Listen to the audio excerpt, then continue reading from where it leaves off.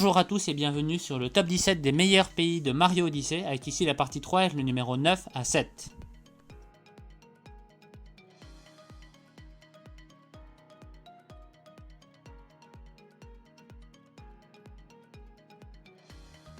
Le pays perdu est une bonne surprise du jeu.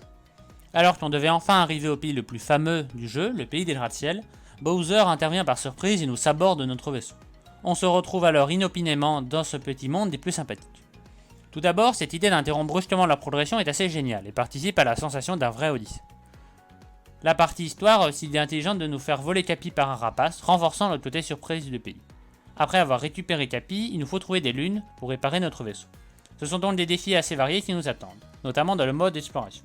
On contrôle des Wheelers tropicales qui sont un mécanisme bien pensé, un planodon qui nous permet d'explorer plus largement l'île, on rencontre des escaliers et des plateformes qui bougent et du poison mortel.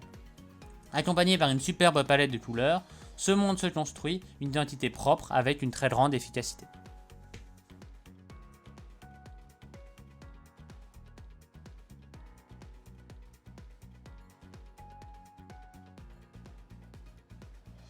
Le pays des sables est le plus grand niveau du jeu.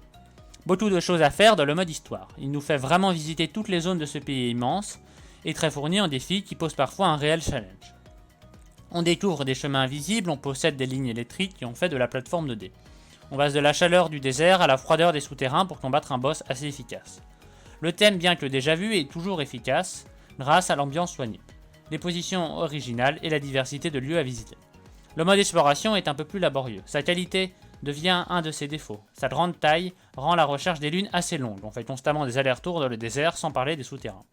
Il possède tout de même des lieux bonus originaux et parfois difficiles à dénicher. La difficulté est présente sur certains défis et le monde possède certains secrets appréciables.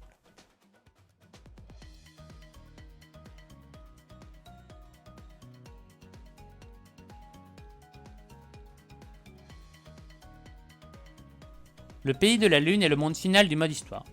Au menu ici, peu de gravité, une grotte de lave, un mariage interrompu et un combat épique contre Bowser.